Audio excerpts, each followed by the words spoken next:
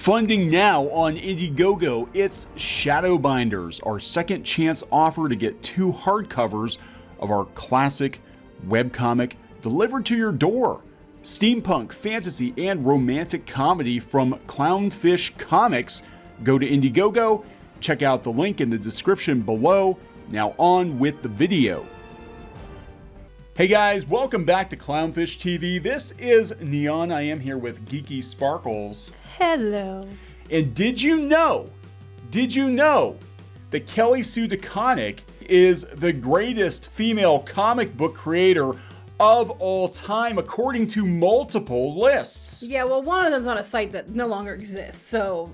Yeah, but this is absolutely bonkers how they ranked these female comic book creators. Gail Simone is also always on the list. Right, but they missed a whole bunch of people. They missed a whole bunch of people, including several prominent Japanese manga creators who are very, very well known and very, very wealthy. And they actually can sell books. They can sell books. I know, right?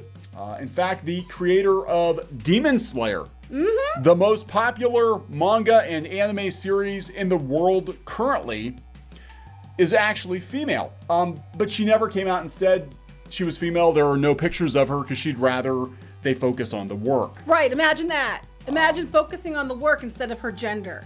Yeah, so what a concept. We're gonna talk about this list that was going around the other day on comic book resources, so take it for what it's worth. Written by someone named Chad. Written by a guy named Chad. Written by a guy named Chad. If I searched, it writes for a whole bunch of sites like these. Yeah, that is a trend. We have a lot of carpet bagging journos going from site to site, making it seem like they are a chorus of voices when they are in fact just one or two people writing a lot of these same articles. But this is almost verbatim an article that was on Fangirls, a list that was on Fangirls, which is now defunct, by the way. Right, and some of the important people that you would think of that are female comic people that are very important historically, they get ranked towards the bottom of the list. Yeah, and some who are very important even here in the U.S., like Raina Telgemeier, didn't make either list. Right, because this is a very biased BS list. Well, we're going to talk about my BS test in a bit. All right. That's like the Bechtel test, but but it's the geeky version. Geeky Sparkles bullshit test, okay? You ready? Before we get into it? Please subscribe for more pop culture news, views, and rants, guys. We're over 182,000 subs. We do talk about comic books. We talk about manga, talk about anime, talk about animation, whatever interests us that day. And this article was actually out there a couple days ago, I think, for Women's Day. Right, probably. Yeah, written by Chad. Chad the man, telling women what they, who they should look up to. I'm used to it as a woman. I mean, a lot of you girls out there listening to it, you're used to all these, especially these dudes that run in these circles, always telling you what you should and shouldn't think, as they tell you that you're not feminist enough. I mean, I had our agent tell me that, so yeah, I love it. Didn't go well for him. I love it when feminist men try to mansplain to women why they're more feminist than the women. Right, are. And then they break down and start calling you vulgar women, names against women, and then you're like, yep, you proved that you're truly on my side. Very, very woke there. Anyway, so this is on CBR, and we're going to go through this list. We're going to talk about it because there are some incredibly influential and incredibly successful comic book artists and manga creators, and they're not on this list. Yeah, I know, right? And they are female, and they've been working in comics for a long time. Some of them are, but they're ranked very low. So 5 days ago, there have been many influential and groundbreaking women in the comic book industry who have changed things for the better. So we have Marston, who helped with Wonder Woman. Yep, makes sense. Right, I will agree with that one.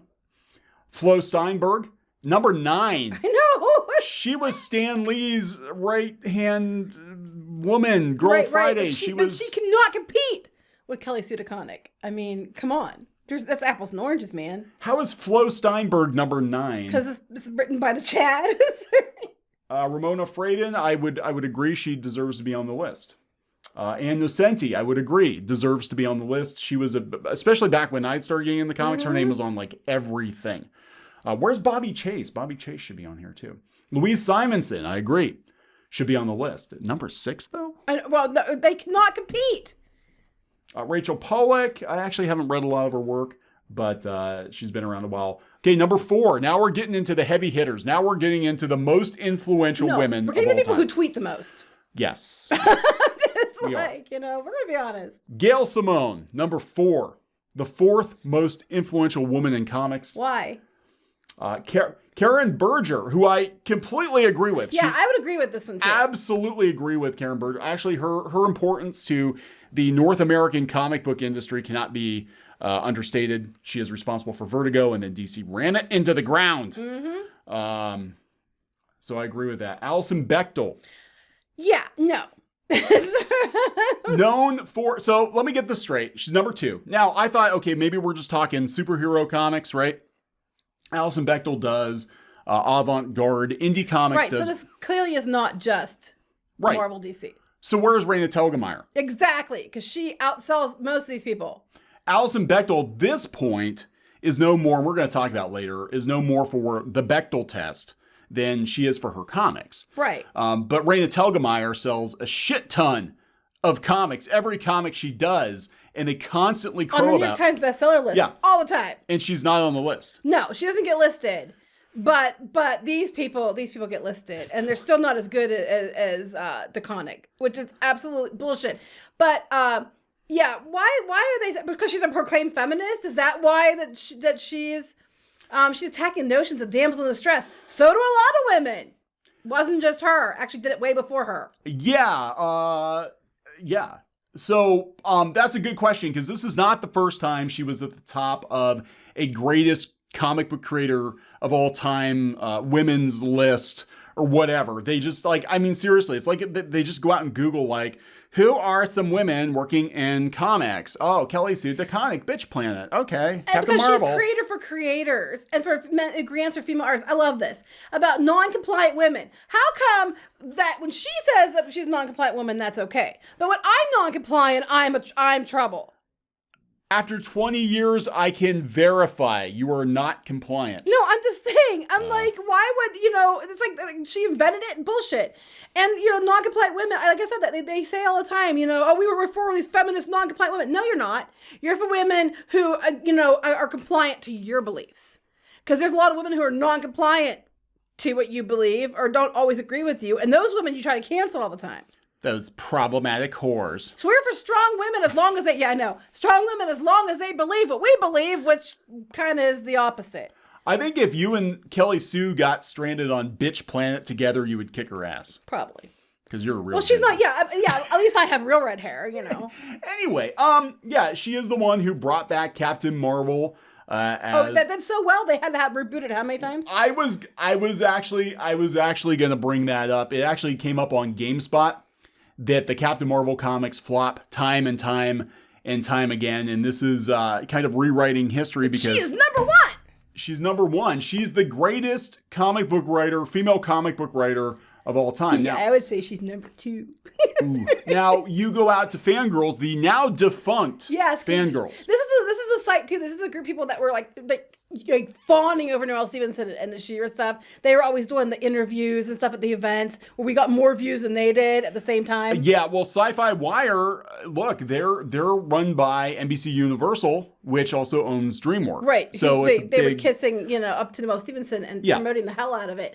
And, imagine that the site got, kind of can't shut down because it didn't make any money.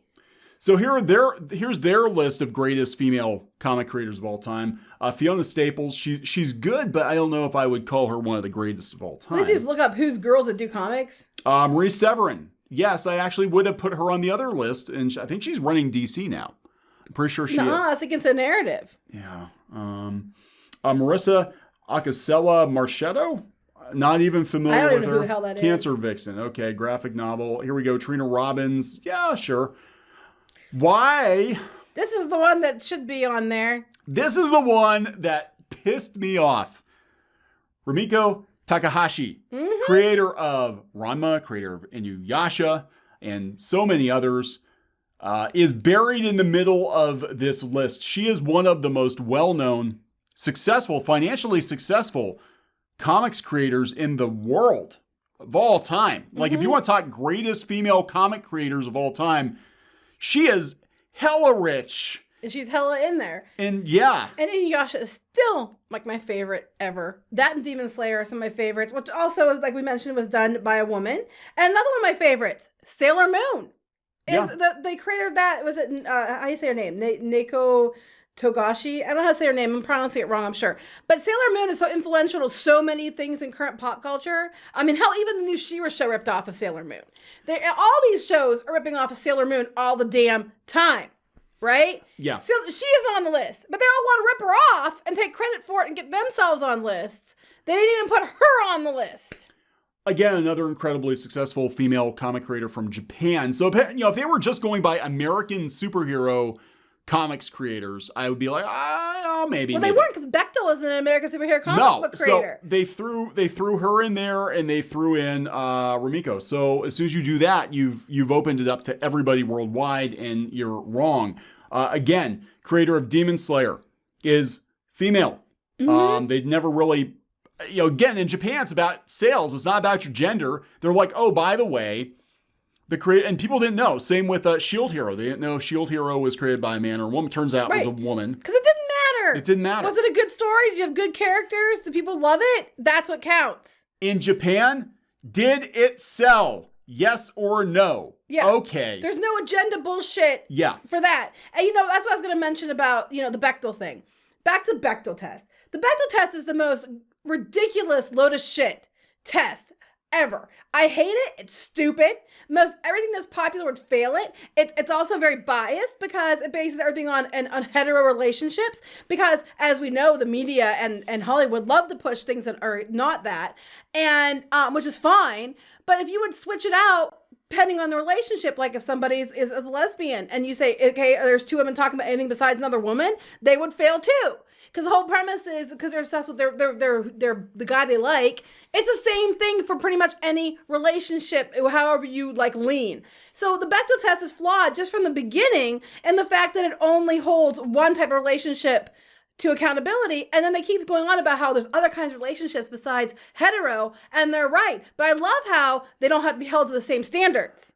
Now, if they have a male version of it, I'm thinking Fruits Basket fails it because literally every conversation is about Toru or Akito. Yeah.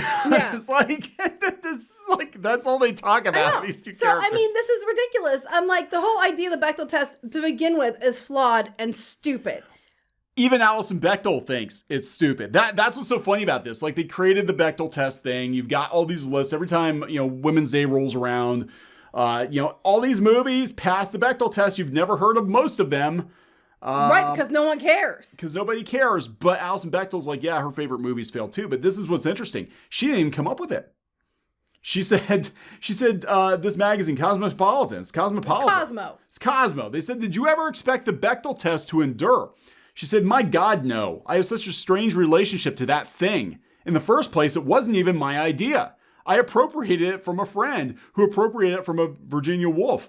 But it was kind of a funny in-joke for feminists in the 80s. The fact that these criteria are being at least somewhat seriously debated is nothing that I could have foreseen. And she said, yeah, she's got a couple movies, Jackie Brown, The Grand Budapest Hotel, and About Time, that don't even pass the test. I've heard multiple interviews with her. I've read multiple interviews where she's like, basically, I'm washing my hands of this. Like, you guys ran with it. I didn't even come up with it. Yeah, she admits she didn't even come up with it. She didn't come up with it. So she's like whatever. Now, I have a test that I did come up with. It's called the Geeky Sparkles bullshit, or the BS test. And basically, you just look at anything, and especially in modern, anything modern, does it have a good story or characters? Then it passes. Does it have a bunch of agenda-ridden bullshit that makes no sense and there's no actual point to it, but you're supposed to love it just because of an agenda point? Then it fails. That is the Geeky Sparkle BS test. It's the GSBS. GSBS. It's now the GSBS test. If it has a good story, good characters, it's relatable, and people like it because of those things, it's not trying to shove some kind of agenda down your throat, and all the media isn't telling you have to love it because you're a bad person, it passes. So there's very few things that pass at this point in time. And a lot of things that do pass, though, are the manga and the anime, which they left off the list. They did. So let's continue. Linda Berry, I'm somewhat familiar with. Again, indie cartoonist. Jackie Ormez. I think it's Orms or Ormez. I do remember reading about her, but, I I'm not too familiar with her. Gail Simone again. Always. Makes the list. Gail Simone. Wendy Pini, I would consider. Oh yeah, ElfQuest probably. Yeah, I would throw her on there. Now they were like us. They were husband and wife team, but that's a combo. It's not just her. Yeah, but the thing is that ElfQuest was back in the day. I would put ElfQuest in we had so many huge indie comics. We had ElfQuest, we had Cerebus, we had Teenage Mutant Ninja Turtles. It was. You could make good money doing indie comics your way, and she wound up, working for some other publishers and stuff. But ElfQuest was huge. It was huge. She's a problematic fave. It's a problematic fave. Wait, why is it a problematic fave? What's this shit about? I didn't know ElfQuest was problematic. Why is it problematic? Because of elf sex. Elf sex. Okay, well there we go. You went out of business. So it doesn't matter. Top creator. Fake redhead. Kelly Sue DeConnick. Kelly Sue DeConnick. Who wishes she was ginger but can't be. So here's the thing. If she's that fantastic, why does her stuff keep getting canceled? Right, exactly. Because it's just like one of those fake it till you make it bullshit things where you tell everybody you're great and everybody else kiss your ass and tell you you're great, even though it's not true, just to try to make sure everybody thinks you're great. That's not working anymore. No. I saw a video the other day. I think it was Zach, your boy Zach, and he did a video talking about Vita Ayala at Marvel and how they put out a tweet and they're like, if you like something, support it, please, basically buy my stuff. And what's going on is you have a lot of creators who were propped up by the media, and when push comes to shove, they don't sell. Compare that to manga, where you only get to the top if you fucking sell books. And a lot of these things they didn't even know were women. Because it wasn't a selling point. It was they had to perform. It was gender aside, which is what these women claim. When you claim that you're feminist, it means that you want to be treated equally. It means that it's supposed to mean that you're the same level as men. Well, here's the kicker: these women are. You don't even know if they're male or female, and they're kicking your ass. But that's not good enough because you have to make sure you put your tits out, ladies. It's like, come on. Yeah, Demon Slayer. She's, let's see, she started at 24. She started Demon Slayer in 2016 or 2014. Because I know Demon Slayer was a slow burn. It didn't take off right away. But nobody knew the gender of the creator because... Nor did they care. And then once it became a massive, massive global success, like you guys... If you don't wish you could reach levels of these people. Demon Slayer alone is many times the sales are many times the entire Western comic book industry.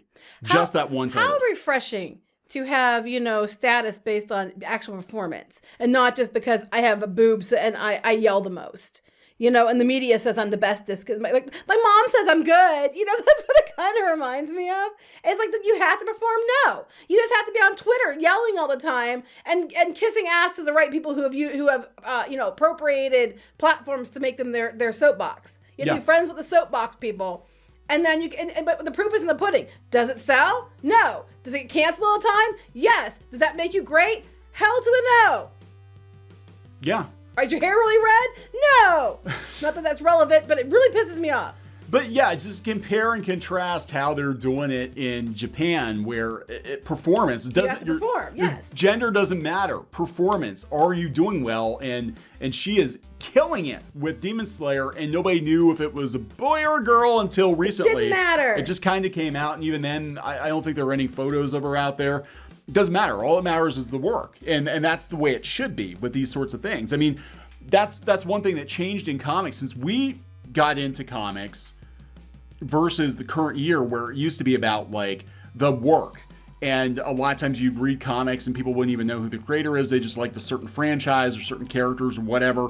And now it's about, what's your gender identity? We'll give you a book. You want to write Batman? You want to call it Bat-Them? We'll do that. Yeah, That's exactly. Cool. It's not even about your talent. It's about you happen to be yelling about a certain agenda and you're right there. And they think that that's going to sell books. I think they're learning that's not the case. So there we go, guys. There we go. The greatest comic book creator of all time, according to multiple trusted media outlets. And they actually didn't put it out on April Fool's Day, which I was surprised by. You could rewrite it on April Fool's Day.